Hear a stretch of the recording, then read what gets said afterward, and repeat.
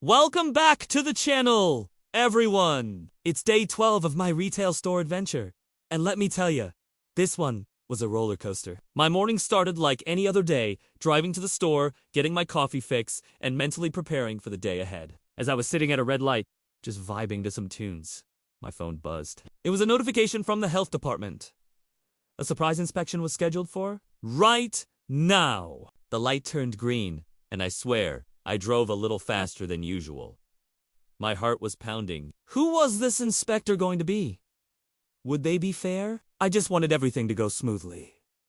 When I pulled up to the store, my heart sank a little. Standing there, tapping his foot impatiently, was the one inspector nobody in Quahog wants to see. Let's just call him Mr. Grumbles. He's got a reputation for being, well, let's just say he's not exactly winning any popularity contests. I've heard stories from other shop owners about how tough he is, but honestly, I didn't have time to worry about his reputation or what other people thought. I had a business to run and an inspection to pass. So I took a deep breath, put on my best customer service smile, and hustled to the door. "Good morning. Welcome! So glad you could make it," I said, swinging the door open for him. He just grunted and marched past me with his clipboard, ready for battle. I followed him around, my hands clasped behind my back, trying to stay calm. He was thorough. I'll give him that. He checked every nook and cranny, from the stockroom shelves to the temperature of the refrigeration units. He swiped his finger along surfaces I didn't even know existed, looking for a single speck of dust. The 20 minutes he was there felt like an eternity. I answered all his questions politely and pointed out our cleaning logs and safety procedures. I've worked really hard to make sure this place is spotless and up to code, but you just never know with these things. Finally, after what felt like hours, he stopped scribbling on his clipboard, looked me dead in the eye and said, "Everything's in order.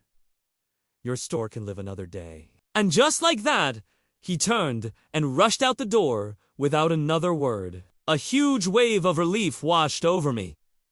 "Thank you!" I shouted after him. With that hurdle cleared, it was finally time to flip the sign to open and start the real work. The first few hours were great.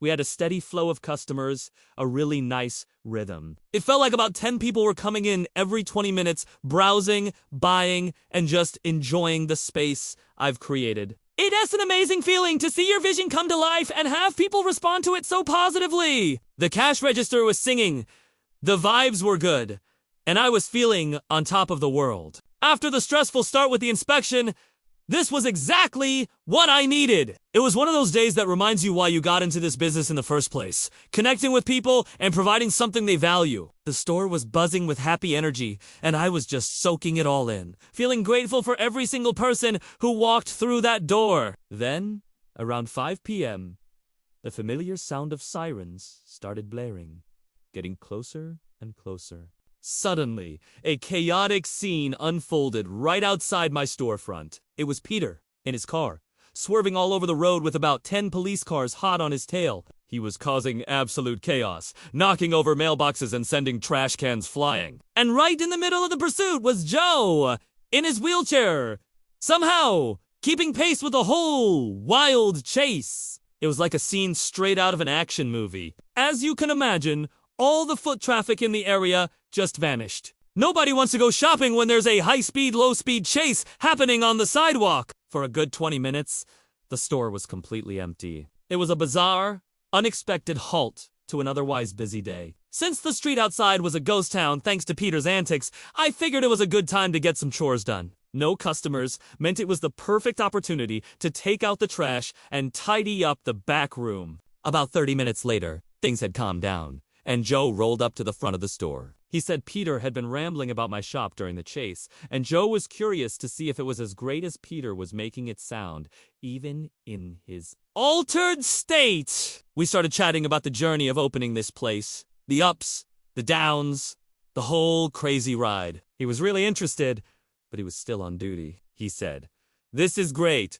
Brian, we gotta talk more about this at the Clam." Before he left, he quickly browsed around, picked up an item, and made a purchase. Even in the middle of all that chaos, I made a sale. As Joe was about to leave, his police radio crackled to life. A call came in about a group of guys giving Cleveland a hard time down the street just for being himself. Joe's expression hardened. He gave me a nod and said, "Gotta go," and wheeled off with a new sense of purpose. It's a stark reminder that while I'm in here building a business, there's a whole world of problems out there, and people like Joe are the ones who run towards them. It really puts things into perspective. You can get so caught up in your own little bubble of inventory and sales reports, but life, in all its complexity and is always happening just outside your door.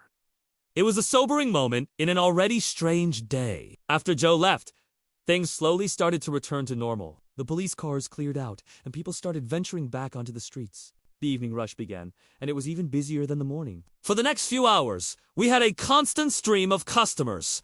Maybe 20 people coming in every 40 minutes. The store was filled with chatter and the sound of the register ringing again.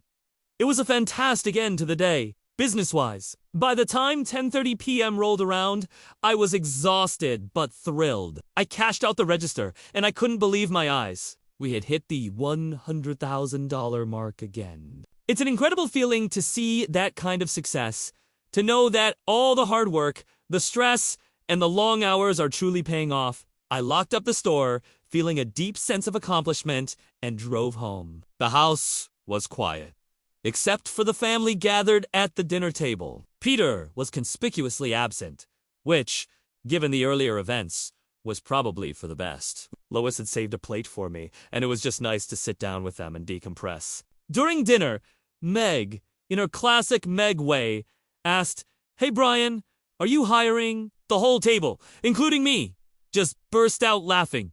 It was a funny thought, but I had other plans. "No, Meg," I said with a smile. "But I think I'll hire Stewie. It's about time I showed him the ropes of running a real business. He's got the brains for it, that's for sure." After dinner, I told Meg it was time for bed and said goodnight to everyone. Another wild day in the books. And that was day 12. Everyone, from surprise inspections in police, chases to incredible sales and family moments. It's never a dull moment on this journey, and I'm so glad I get to share it all with you. Your support means the world to me, and it's what keeps me going on these crazy days. Thank you so much for watching, for being a part of this community. If you enjoyed the video, please give it a thumbs up, and don't forget to subscribe to the channel so you don't miss what happens next. We'll see you in the next one.